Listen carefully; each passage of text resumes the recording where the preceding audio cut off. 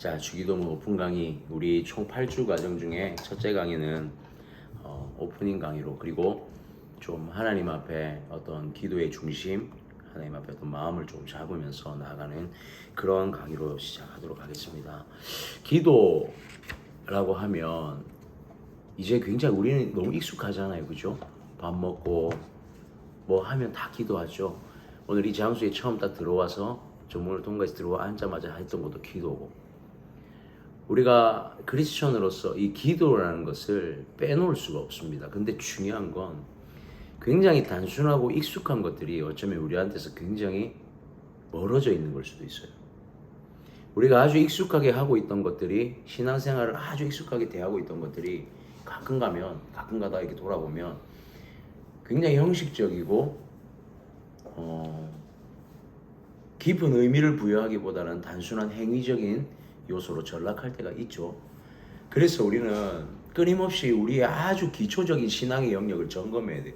그게 첫 번째가 뭐냐면 사실은 믿음이에요, 믿음. 그래서 우리가 사도신경을 배우는 영역에서 사실은 사도신경은 믿음에 대한 영역이거든요. 철저히 믿음에 대한 영역. 하나님 앞에 내가 어떤 믿음으로 서 있는가, 어떤 믿음의 고백을 매일매일 주님 앞에 하고 있는가. 그리고 이 십계명 우리가 또 함께 나눴었죠. 십계명을 나누었을 때는 십계명 우리가 그 믿음을 가지고 살아가는 우리의 법칙이죠. 하나님 안에서 어떻게 살아갈 것인가에 대한 우리의 행동이자 믿음의 표현들이 바로 십계명이라 볼 수 있죠. 그리고 우리가 오늘 하는 이 주기도문, 우리 현수 전사님께서 한번 해주셨지만, 우리가 이 주기도문을 제가 한번 꼭 다시 하려고 했던 이유는 이번 십계명 사도신경 주기도문, 제가 우리 현수 전사님한테 그런 얘기를 했어요. 현수 전사님도 사도신경 십계명을 준비해라고. 그래서 함께 또 나눌 수 있는, 그것을 다 같이 또 나눌 수 있는 시간이 되었으면 좋겠다라는 얘기도 했었어요. 제가 주기도문을 마지막으로 우리가 함께 또 나누는 것은, 우리가 믿음을 가지고 살아가는데 결코 우리의 힘으로 살아갈 수가 없다는 거죠. 그거를 믿음이라는 것도, 그 다음에 십계명의 그 신앙의 행위조차도 우리가 하는 것이 아니라 하나님의 도우심이 필요하다는 것이죠. 그래서 그것을 행할 수 있는, 그것을 이뤄낼 수 있는, 이겨낼 수 있는, 걸어갈 수 있는 모든 원동력이 바로 기도에서 나오더라는 거예요. 우리 신앙의 가장 기초적인 기도. 어쩌면 저도 제 사역 가운데, 제 일상 가운데 제일 부족한 게 요즘 기도이지 않을까 싶어요. 해도 부족하고 해도 부족한 게 기도더라는 거죠.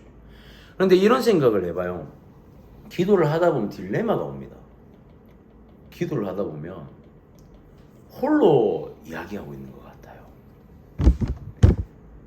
기도의 딜레마가 참 우리 신앙에 큰 영향을 미쳐요. 신앙을 오히려 떨어뜨리는, 기도라는 영역이 기초가 잘 쌓여만 있으면 너무 좋은데, 이 기도라는 영역이 때로는 우리에게 딜레마를 주더라는 거죠. 그래서 왜 그런가 고민을 해봤어요. 왜 기도가 우리에게 딜레마가 될까? 고민해봤더니 기도를 잘못하고 있더라고요. 기도를 제대로 된 기도를 하지 않다 보니까 기도라는 걸 가지고 딜레마가 오더라는 거예요. 말씀도 마찬가지거든요.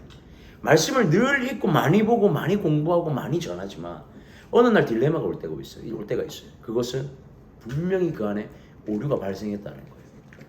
그래서 우리는 기도를 다시 점검해 볼 필요가 있고, 우리의 기도 점검의 가장 핵심은 그리스도께서 가르쳐 주신 최고의 기도, 주기도문을 우리 가운데 다시 한 번 더 되새겨 보는 것이지 않을까, 그런 생각을 해봅니다. 제가 오늘 오픈 강의의 첫 번째 단락을 참된 기도는 무엇인가 라는 제목을 잡았어요.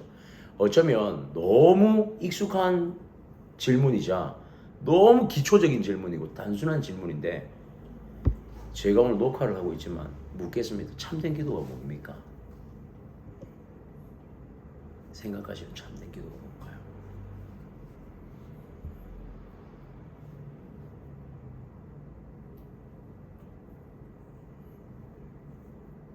기도가 뭡니까? 기도는 하나님한테 이야기하는 거예요. 하나님한테 이야기하는 거 좋습니다. 또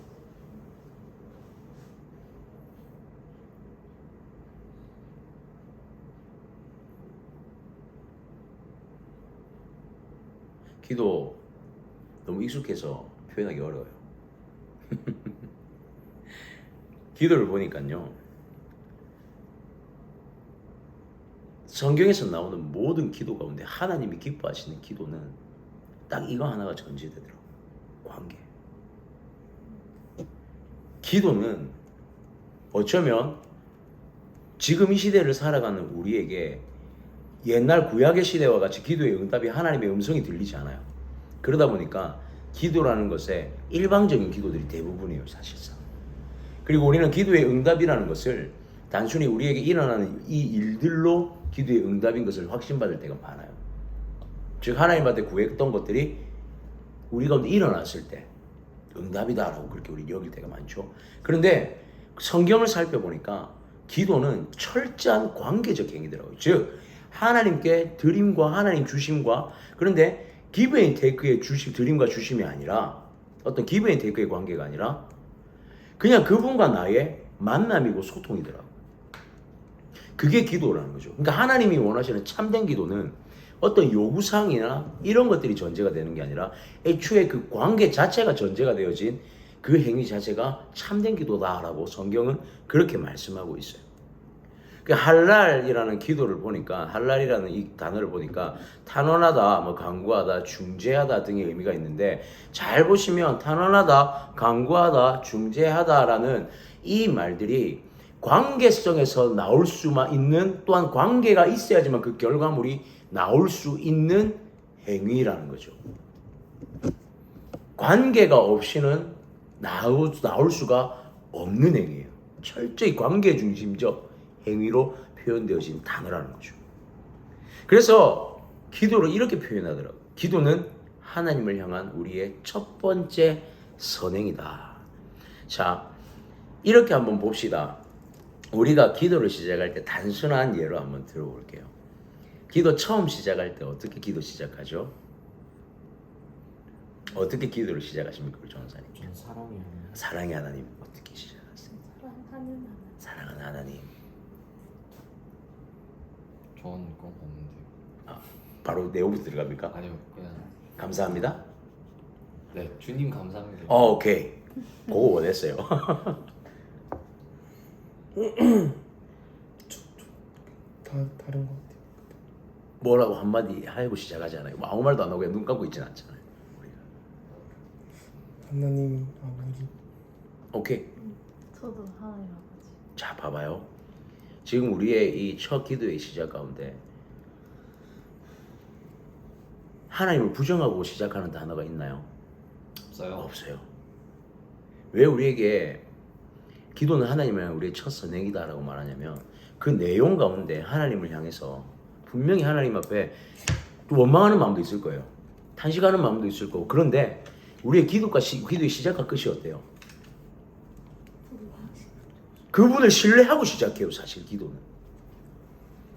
그리고 그 끝은 예수 그리스도의 이름으로 그분의 뜻이 응답되어지기를 결과적으로 고백해요. 왜 우리가 기도 자체가 하나님을 향한 우리의 첫 선행이냐면, 기도는 하나님이 들으실 때 절대 우리의 불만일 수가 없어요. 하나님 우리의 기도를 들으실 때 우리가 하나님 앞에 아버지를 향한 고백만 되어진다면, 중간에 불평이 있어도, 탄식이 있어도, 중간에 하나님의 원망이 있어도 결과적으로는 무엇이 있냐면 예수님의 이름으로 그 모든 하나님 뜻이 이루어지기를 원합니다라는 선행의 결과로 가더라고요. 하나님의 선행을 기대하는 마음으로 가더라는 거예요. 이해되셨나요? 우리에게 기도가, 그래서 시편의 말씀을 이렇게 쭉 살펴봐요. 무슨 시들이 많죠. 찬송시, 탄원시, 얼마나 많아요. 제왕시. 그런데 시의 시작과 끝은 항상 동일합니다. 하나님을 향한 감사, 하나님을 향한 인정, 오직 하나님을 신뢰하는 것부터 시작해서 끝에는 중간에 어떤 상황들을 다 고백하더라도 제일 마지막에 뭘 고백하죠? 주님의 뜻이 이루어지길 원합니다. 진짜 기도는 하나님을 향한 하나님이 보실 때에 우리의 선행으로 보여진다라는 거예요. 진짜 기도는. 그런데 그 선행으로 보여지는 기도 가운데 첫 번째 단어가 하나 중요해요. 우리가 나중에 주기도문을 들어갈 때도 배우겠지만 아버지라는 단어예요. 아버지. 아빠가 자식을 볼 때는 그 자식이 무엇을 말하든 미울 수가 없어요. 헬린이 동해가 아버지한테 이 사무실을 빌려달라고 했을 때 선뜻 내어주는 거, 아버지가 아니었다면 이렇게 선뜻 내어줄 수 있을까요? 이게 불가능하죠. 사실 모든 걸 다 줄 수 있는 관계는 아버지와 자녀의 관계밖에 없어요. 부모와 자녀의 관계 이외에는 절대로 100%를 줄 수 있는 관계는 없습니다. 단 1%라도 0.1%라도 개인의 어떠한 사심이 있습니다. 그거는 절대로 부정할 수 없어요. 부부 관계도 그래요. 100% 하겠습니다라고 하지만 시간이 지나면 100%가 안 될 수 있어요. 그런데 되게 신기한 게 자녀는 돼요. 제가 오늘 출근을 안 했어요. 아침에 아이들을 보내고 한 10시쯤 넘어서 집 청소를 하고 정리를 하는데 전화가 왔어요. 어린이집에서. 하늘이의 발과 손에 뭐가 나왔대요. 부모는 그래요. 망설이지 않고 뛰어갑니다. 출근을 했었어도 마찬가지였을 거예요. 안 보여요, 다른 게. 눈에 들어오지 않아요. 오직 자식이 아니만 들어와요. 하나님이 그럴 거라는 거죠. 참된 기도는 아버지와 자녀의 그 최고의 관계에서 나오는 게 참된 기도예요. 그래서 아버지의 입장에서 볼 때 우리의 기도가 최고의 첫 선행인 거예요. 아버지 입장에서 볼 때. 자, 아버지와 자녀의 대화라고 되어 있죠. 아버지가 자녀에게 받을 수 있는 최고의 기쁨은 자녀가 아버지를 아버지라 부르는 거예요. 그분의 이름을 찾는 그 자체가 기쁨이에요. 참된 기도는 대상이 아버지가 될 때 깊은 대화가 이루어질 수 있어요. 자, 한 가지를 더 봅시다. 하나님과 사람의 사이를 중재하는 것이라고 되어 있죠. 이게 무엇이냐면 성경에서 기도라는 단어가 처음 등장했던 내용 중에 하나예요. 이 아브라함이 아비멜렉의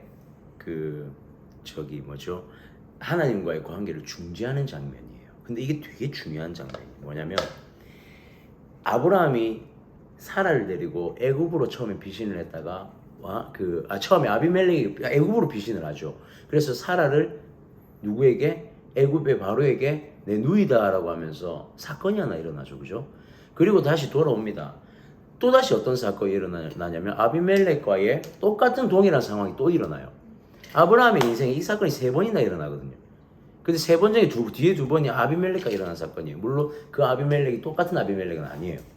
근데 이 아비멜렉과의 사건이 일어나는데 아비멜렉이 하나님 앞에 그 사라를 딱 데려갔더니 하나님이 아비멜렉이 꿈에 나타난 거예요. 그래서 지금 그 대화를 하고 있는 거예요. 창세기 20장 7절 우리 한 번만 읽어볼까요? 시작. 이제 그 사람의 아내를 돌려보내라. 그는 선지자라. 그가 너를 위하여 기도하리니 내가 살려니와 내가 돌려보내지 아니하면 너와 내게 속한 자가 다 반드시 죽을 줄 알지니라. 자, 봐봐요. 그가 너를 위하여 기도하리니 그러죠. 이 말 이게 그가 누구죠? 아브라함이에요. 아내를 데리고 간 아비멜렉에게 아브라함이 중재하겠다라고. 그가 내 사이에서 너와 내 사이를 중재할 것이다. 그가 중재해서 네가 살 것이다 라고 말해요. 아브라함과 하나님의 관계가 되어 있기 때문에 아브라함의 기도가 중재가 될 수 있는 거예요. 아브라함의 기도가 하나님의 마음을 움직일 수 있는 기도라는 거예요. 이게 너무 중요한 거예요. 아버지와 자녀의 관계가 아니라면 이 중재가 일어날 수 없는 거예요. 즉 아버지와 자녀의 관계가 형성된 기도 가운데 뭐가 살아나냐면 생명이 살아나요. 영혼이 살아나는 역사가 일어나는 거예요. 그래서 기도라는 것은 아버지와 자녀의 그 관계로부터 나와 아버지의 관계를 통한 나의 비전, 나아가서 나와 아버지의 관계를 통한 어디까지?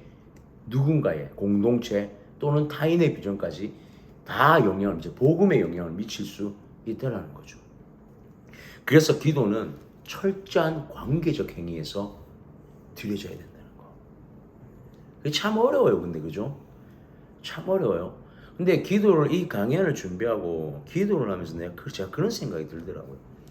기도가 어려운 게 아니라 기도는 그냥 하면 되는 거였어요. 아버지는 듣고 계시더라. 내 아버지는 그걸 다 그냥 듣고 계시더라. 그래서 우리가 기도라는 것을 어렵게 생각하지 않았으면 좋겠어. 그냥 기도는 내가 아버지 앞에 나아가는 그 아버지를 아버지로 부르고 있느냐. 하나님 그것만 가지고도 이미 하나님의 마음이 흡족하여져 있다는 거. 자, 2번째 볼까요? 우리는 이번에 기도에 대해서 개인의 기도와 공동체에 대한 기도를 한번 좀 살펴볼 필요가 있어요. 왜냐하면 주기도문을 한번 자세히 보면 주기도문은 개인의 기도일까요? 공동체의 기도일까요? 주기도문은 개인의 기도일까요? 공동체의 기도일까요? 공동체. 왜 그럴까요?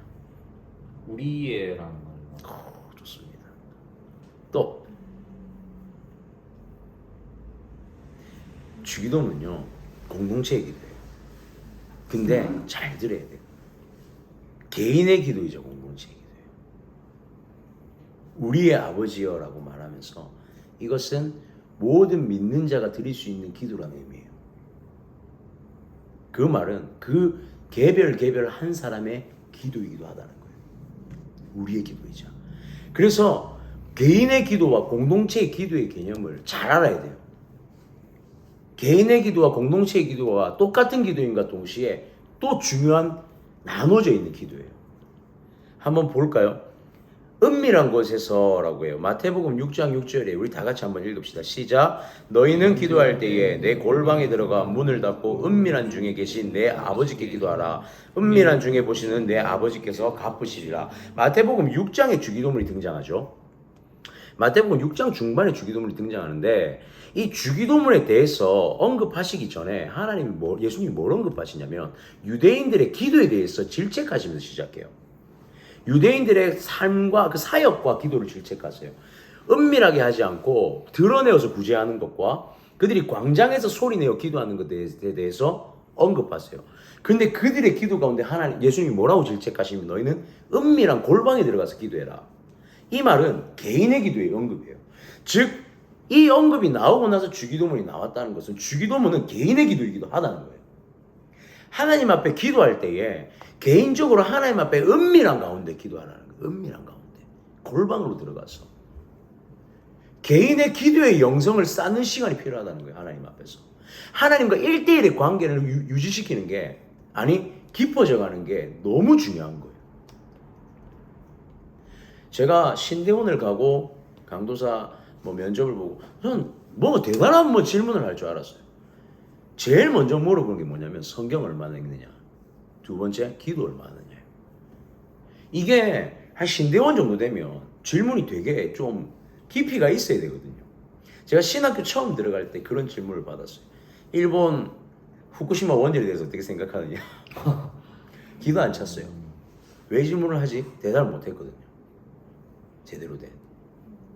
근데 오히려 신대원을 갔을 때는 더 깊은 질문을 할 줄 알았는데 처음 면접을 볼 때나 시험을 치러 면접을 볼 때나 기도 얼마나 하느냐, 말씀 얼마나 보느냐, 이게 질문의 전부였어요.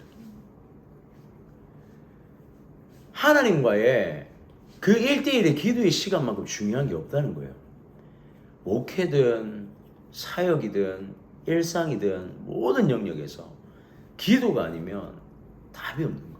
그러니까 하나님 앞에 1대1의 그 관계는 상황과 환경을 떠나서 무조건 들어가야 되는 자리. 너희는 은밀한 중에 골방에 들어가서 은밀한 중에 보시는 하나님 앞에 기도하라 그래요. 하나님 그럼 또 어떻게 보신다는 거죠? 은밀한 중에 보신다는 거예요. 하나님은 눈에 보이지 않는 중에 보시는 거예요. 그래서 이게 참 두려운 말이더라고요. 그냥 이렇게 바라보고 계신 게 아니에요. 이 말은 곧 하나님 우리를 집중해서 보고 계신다는 뜻이. 굉장히 집중해서 뚫어져라 보고 계신 거예요. 참 두려운 말이더라고요, 이게. 몰랐어요, 이 강의를 준비하기 전까지. 이 말이 이렇게 두렵게 다가올 줄은 몰랐어요. 하나님 앞에 이 은밀한 중에 이 골방에서라는 단어를 보면서 참 하나님 앞에 많이 깊이 회개하게 되더라고요, 내가. 하나님 나를 정말 깊게 바라보시고 있구나. 은밀한 곳에서 나를 은밀하게 정말 깊게 바라보시고. 왜 몰랐을까, 그것을. 10년이 넘는 시간 동안 하나님 앞에 나아가 사역하고 기도했다고 생각했는데 정작 하나님 앞에 내가 1대1로 은밀하게 하나님과 만나는 시간이 과연 정말 얼마나 있었을까?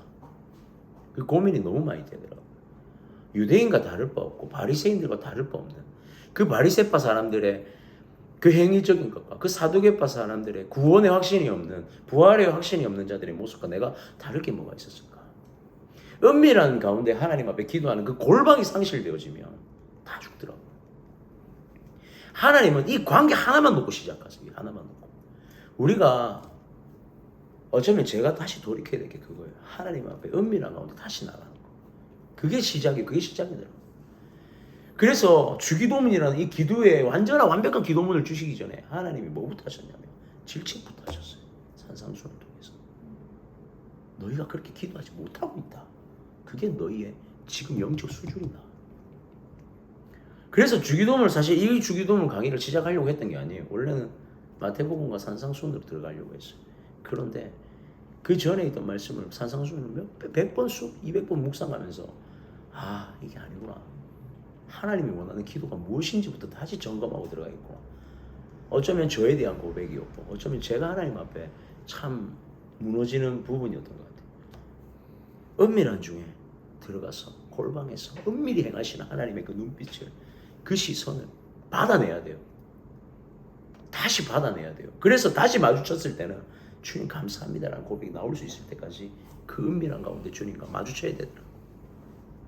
골방에서 드리는 개인 기도는 아버지와 나의 비밀이 유지되어지는 유일한 관계 속에, 유일한 둘만의 관계가 있는 공간이에요. 비밀이 있는 관계는 최고의 신뢰의 관계예요. 절대 나눌 수 없는 비밀이 있는 관계는 최고의 신뢰의 관계이기도 해요. 그걸 서슴없이 같이 고백하고 하나님 해결할 수 있는 관계는 최고의 관계인 거예요. 그래서 은밀한 골방이 필요해요. 다시 들어가야 되더라고요. 오직 아버지만 해결할 수 있어요. 하나님만 해결할 수 있기 때문에 골방에 들어가야 돼요. 하나님께만 그 능력이 있더라고요.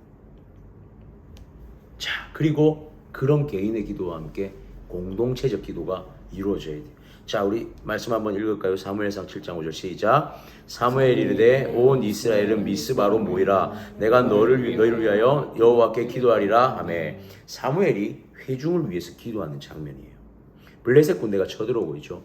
그런데 전투에 나가야 되는데 사무엘이 뭘 명령하냐면 미스바로 다 모여라 그래요.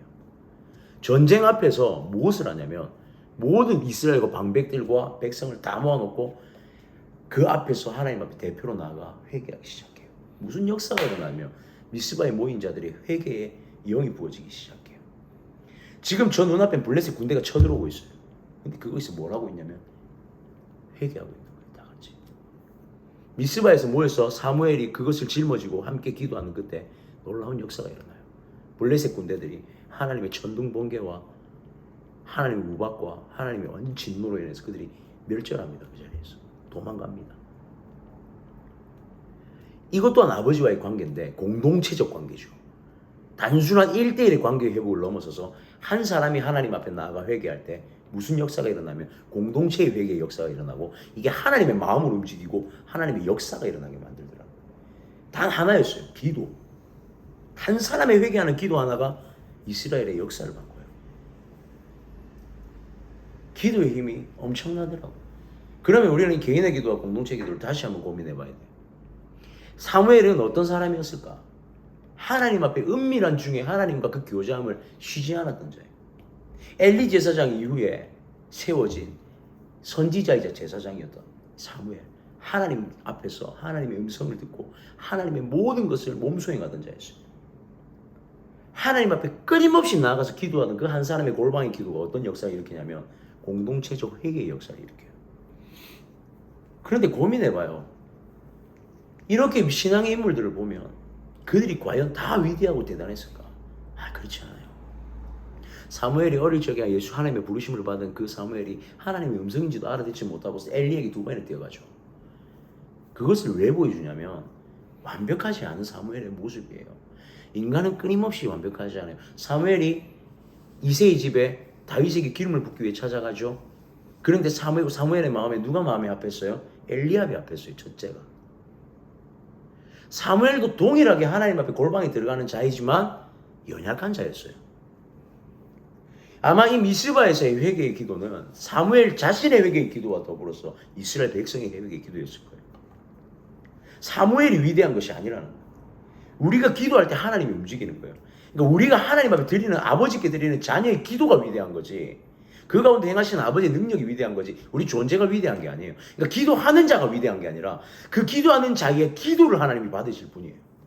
그래서 그 기도를 통해서 위대하다 우리가 칭함받는 거예요. 네가 나의 아들이다. 사랑한다. 저는 되게 오해하고 있었어요. 기도하는 자는 위대하다 생각했어요.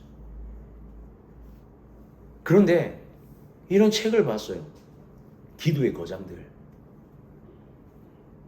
그들의 위대함을 드러낸 게 아니라 그저 그들의 무릎 자체에 하나님이 반응하신 거고 그들의 기도 자체에 반응하셨어요. 스스로가 위대하다고 생각하는 순간 하나님 일하지 않으세요.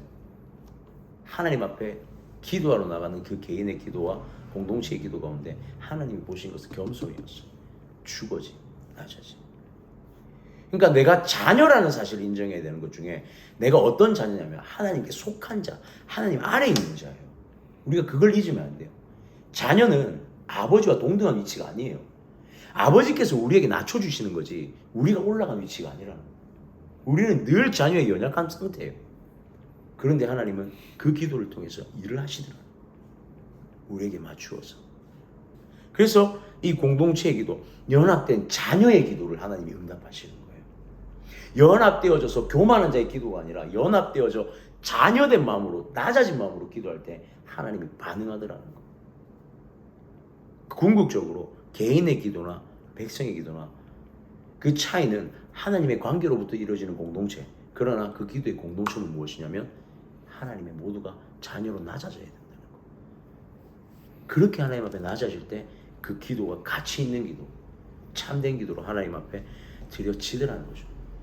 기도라는 게 참 신기해요. 기도라는 게 두 가지 모습을 나타내요. 기도를 하고 그 문 밖을 딱 나오면 어떤 마음이 드냐면 참 교만한 마음이 가끔 생길 때가 있어요. 기도하고 나왔다는 그 안도, 기도하고 나왔다는 그 만족, 할 만큼 했다. 오늘 나 몇 시간 기도했는데. 여러분 기도 오래 하는 거 좋아요. 중요해요. 이거는 진짜 중요한 거예요. 근데 그게 교만이 될 때가 있더라고요.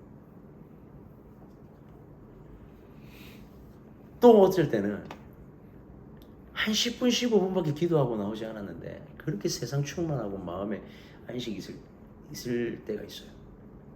기도의 자리에 딱 앉자마자 하나님이 그냥 강권적으로 내 마음을 만지시고 나를 알게 하시고 내 모습을 들여다보게 하셔서 하나님 앞에 끊임없이 겸손케 하셔서 그 하나님 앞에 참 감사함밖에 남지 않은 그 겸손함으로 그 문 밖을 나올 때가 있어요. 그게 기도인 것 같아요. 그래서 우리는 기도 가운데도 끊임없이 하나님과 소통하며 분별해야 돼요. 내가 참된 기도를 드렸는지 아니면 다른 기도를 드렸는지. 자, 기도가 왜 어려운가 한번 볼까요? 우린 기도에 오해가 있어요. 기도의 주권자가 나라고 생각해요. 우리 데살로니가 전서 5장 17절 이 부분 한번 읽을까요? 시작. 쉬지 말고 기도하라. 자, 보십시오. 기도는 나의 필요가 중점이 아니에요. 하나님이 원해서 하는 거예요. 그럼 쉬지 말고 기도하라는 게 무슨 말일까요? 매 시간 매 순간 기도하라? 아니에요. 맞아요. 그런 거 아니에요. 진짜 안 쉬고. 끊임없이 골방에 들어가서 끊임없이 쉬지 말고 기도하라는 말 잘 봐봐요. 이게 기도를 공기에 비유 많이 하죠.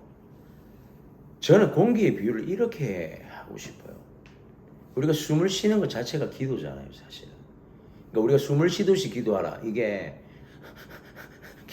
아니라 기도 자체가 그냥 호흡이 돼야 되는 거예요. 쉬지 말고란 말은 끊임없이 그냥 생각하는 거예요, 하나님을. 이럴 때는 하나님 어떠실까? 이럴 때는 하나님 어떠실까? 지금 나의 모습은 하나님 어떠실까? 참 이게 어렵더라고요. 그 쉬지 말고 기도하라가 그래서 어려운 것 같아요. 내가 중심이 되어지면 이 생각이 들 수가 없어요. 하나님 중심이 되어야지만 하나님이 어떠실까? 하나님이 어떠실까? 하나님이 어떠실까? 끊임없이 고민하게 되는 것 같아요. 그래서 우리 하루를 한번 쫙 돌아보세요. 하루 종일 중에 하나님이 어떠실까라고 생각하는 시간이 있는가 하면 그런 생각을 하지 않는 시간도 분명히 있어요. 물론 그냥 1분 1초 하나님 어떠실까? 이게 아니라 내가 하는 행동이 마땅한 일을 행하다가도 분명히 이게 기로에 설 때가 있어요. 이게 맞을까? 때로는 이게 맞는 선택인 것 같은데도 가끔은 멈춰봐야 될 때가 있어요. 그런 거죠. 부지 중에 하나님 앞에 계속해서 고백해 물어보는 거예요. 하나님 앞에. 하나님 어떠세요? 하나님은 어떠세요? 그거를 상실하게 되니까 넘어지고 무너지더라고. 그거를 회피하니까 무너지더라. 쉬지 말고 기도하라가 어려운 게 그거예요. 중얼중얼 계속 기도하는 게 아니라 내 호흡하는 순간순간 그 순간 내가 기억해야 될 순간에 하나님을 기억하는가. 그것이 더 빈번해지고 더 모든 순간순간에 그것을 더 내가 끄집어내서 하나님 앞에 나아갈 때마다 우리의 하나님을 향한 신앙이 더 깊어지지 않을까 싶어요. 그래서 내 중심이 아니라 아버지와의 관계 속에서 아버지는 어떠실까를 끊임없이 고백해보는 거, 물어보는 거, 질문하는 거. 그리고 만약에 응답이 없어도 우리는 어떻게 잠시 멈출 수 있는 거. 그게 지금 우리가 해야 될 기도. 그게 안 되기 때문에 기도가 어려운 것 같아요. 결단은 했지만 그 결단이 무너지는 거. 자, 두 번째는 응답과 기도의 상관관계에 모순이 있어요. 이미 준비됐다면 이런 질문을 하는 거예요. 이미 준비되었다면 기도할 필요가 아버지인데 다 준비해놨는데 굳이 기도할 필요가 있는가? 그렇지 않아요. 기도는요, 하나님 준비해놨죠. 여호와 일의 하나님 이미 모든 계획과 섭리 가운데 있죠. 근데 하나님이 생각을 트시는 분이라는 사실도 알아요. 하나님이 계획을 그대로만 실행하시는, 하나님 기계적으로 실행하시는 분이 아니에요. 하나님은 계획을 바꾸실 수도 있는 분이에요. 간과하면 안 돼요. 우리가 하나님의 기도를 통해서 하나님이 준비된 것이 우리에게 이렇게 부어질 때까지 우리는 기도해야 돼요. 하나님의 때까지. 그게 때까지 기도가 되어져야지만 하나님의 때에 부어지는 거예요. 근데 하나님의 때가 연장될 수도 있고 하나님의 때가 뒤집어질 수 있다는 사실을 간과하면 안 된다는 거예요. 하나님이 이미 결정해 놨기 때문에 바뀌지 않을 거다? 절대 그렇지 않아요. 하나님은 우리의 음성에 반응하세요. 아빠가 좋은 선물을 준비해. 제가 어릴 때 롤러스케이트를 아버지한테 사달라고 그렇게 졸랐어. 안 사주시더라고. 그러다가 약속을 했어요. 사줄 테니까 조건이 있다. 딱 사면은 하루에 1시간 이상 타면 안 된다. 제가 진주에 시내에 가서 롤러스케이트를 사서 버스부터 집까지 타고 왔어요. 저희 아버지가 어떻게 했냐면 어머니 그 양장하시는 재단가위를 가지고 사오자마자 집에 들어가자마자 잘라버렸어요. 그 자리에서. 그 자리에서 다 잘라버렸어요. 제가 이걸 준비하면서 그 생각이 딱 들어요. 아버지도 마음을 바꾸시는 거예요. 하나님 마찬가지예요. 마음을 바꾸시는 거예요. 좋은 것이라고 주었는데 좋은 것이라고 예배해 두었지만 이게 우리에게 독이 될 수도 있어요. 우리의 기도를 통해서 하나님 뭘 보시냐면 이게 우리에게 독이 될지 선이 될지 보시는 거예요. 그래서 우리에게 선이 될 그때에 주시는 거예요. 그런데 이게 도저히 선이 될 때가 보이지 않으면 어떻게? 안 주세요. 그게 하나님이에요. 착각하면 안 돼요. 하나님 다 주실 거다? 다 예배해 놓았다? 예배하셨죠? 아브라함에게 양을 준비해 놓으실 때 그 양은 이미 걸려 있었어요. 풀에, 수풀에. 아브라함은 무엇을 받죠? 이삭을 향한 칼을 내리치는 순간까지 기다리셨어요. 그 믿음의 순간까지 기다렸다고 주세요. 그게 여호와 이레의 방식이에요. 하나님의 준비하심의 방식. 착각하면 안 돼요. 준비됐으니까 바로 부어준다? 절대 그렇죠. 기도 가운데 부어지는. 말씀 한번 읽을까요? 야고보서 5장 16절 시작. 의인의 강구는 역사하는 힘이 큼이니라. 의인의 강구는 역사하는 힘이 크다 그래요. 의인이 강구할 때 하나님의 역사의 힘이 나타나는 거예요.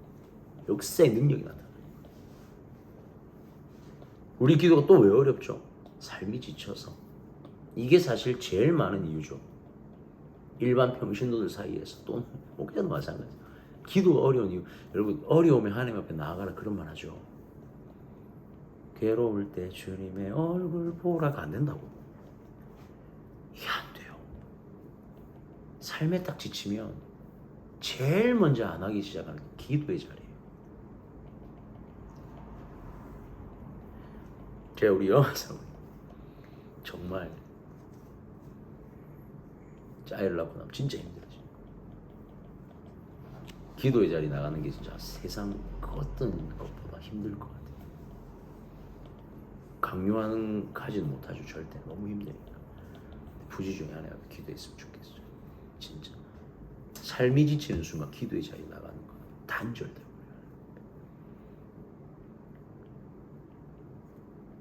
시편 109편 4절 한 번만 읽읍시다. 시작. 나는 사랑하나 그들은 도리어 나를 대적하니 나는 기도할 뿐이라. 다윗의 고백이거든요. 다윗이 잘 보세요. 나는 사랑하나 그래요. 내가 사랑하는 자들이에요. 지금 대상이. 그런데 그들이 도리어 나를 어떻게 해요? 대적해요. 실제로 다윗에게는 배신과 배반들이 수도 없이 일어났어요. 자신의 종들, 자신의 사람들, 하물며 자신이 도와줬던 나발 같은 사람들도 음식을 제공해주지 않고, 그가 누구냐? 내가 그 사람 알지 못한다 그래요. 나발이. 그가 말년에 요압과 같은 대장군, 요압 대장군 같은 경우도 솔로몬에게 왕위를 계승하려고 했는데 다른 왕자에게 붙어가지고 반역을 일으키죠.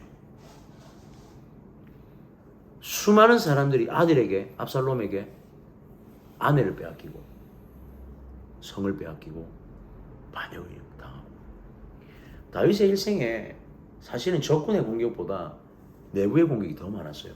왜냐하면 적군들은 다윗을 두려워했어요. 애초에 이스라엘 주변에 있는 국가들은 다윗의 때에 다윗이 이스라엘을 넘보질 못했어. 오히려 다윗에게 가장 힘들었던 시기는 주변에 있는 자신의 편들이 자기를 공격할 때였어. 그게 제일 힘들 때였거든. 그런데 뭐라고 그러냐면, 나를 대적하는 그들 가운데 나는 기도할 뿐이라. 가장 힘든 순간에 나는 기도할 뿐이라 라고 다윗이 고백하고, 나는 오직 하나님의 골방에 들어가서 주님과 기도할 뿐이야.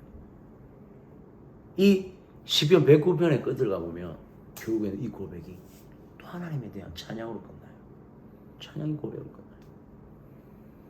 끝나요. 고난, 뭐 삶의 무게, 기도할 힘이 없을 때 포기하는 게 아니라 위임하는 거예요. 이양시키는 거예요. 하나님께. 우리는 포기하는 게 아니에요. 착각하면 안 돼요. 기도는 포기가 아니라 하나님께 내어놓는 거, 맡겨놓는 거. 그래서 우리는 성경에서 이렇게 말하죠. 보수하다. 하나님께 드려라. 그분이 알아서 하실 것이다. 내 원수를 향하여서 분을 내지 말고 보수해라. 하나님께. 그렇게 고백하죠. 고난의 때에 기도할 수 있는 거, 하나님 보실 때 그게 큰 믿음이에요. 되게 큰 믿음이에요. 사무엘이 이렇게 고백했어요. 우리 사무엘상 12장 23절 한번 읽을까요? 시작. 나는 너희를 위하여 기도하기를 쉬는 죄를 여호와 앞에 결단코 범하지 아니하고 선하고 의로운 길을 너희에게 가르칠 것인즉. 자, 보십시오. 사무엘이 죽을 때 한 말이에요.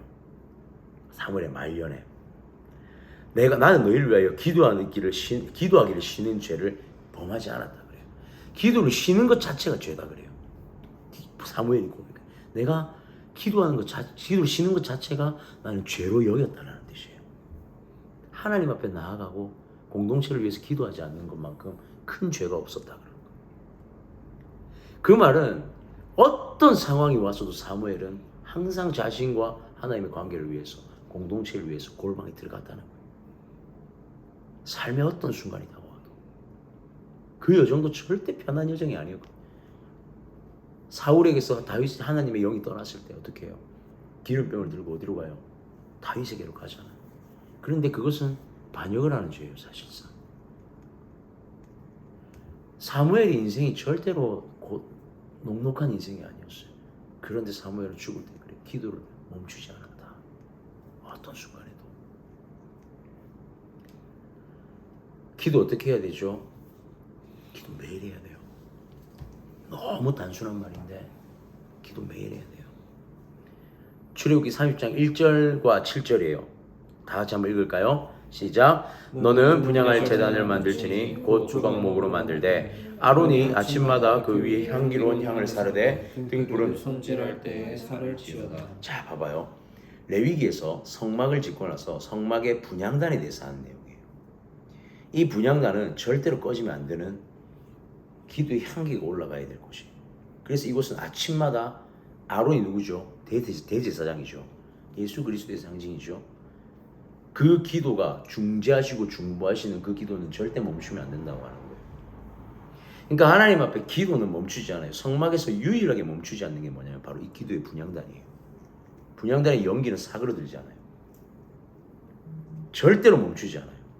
그래서 매 순간마다 이 기도의 향기는 계속해서 올라가요. 하나님 앞에. 아까 말했듯이 쉬지 말고 기도하라. 계속 이게 아니라 매일 기도한다는 것은 내 기도의 향기가 내가 하나님과 교제함이 매일 끊어지지 않기 위해서 몸부림쳐야 되는 거예요. 몸부림쳐야 돼요. 빨리 넘어갑시다. 두 번째, 참되게 기도하는 게 다시 한 번 더 참되게 기도하는 거. 우리 출애굽기 30장 9절에서 10절 한번 읽읍시다. 시작. 너희는 그 위에 다른 향을 사르지 말며 번제나 소제를 드리지 말며 전제에 술을 붓지 말며 아론이 1년에 한 번씩 이 향단 뿔을 위하여 속죄하되 속죄제의 피로 1년에 한 번씩 대대로 속죄할지니라. 이 제단은 여호와께 지극히 거룩하니라. 아멘. 이 말씀이 분향단에 대해서 어떻게 관리할 것인가에 대한 거예요. 분향단을 관리하는 데 있어서 이 분향단 앞에서는 절대 어떤 제사도 드리지 말라 그래요.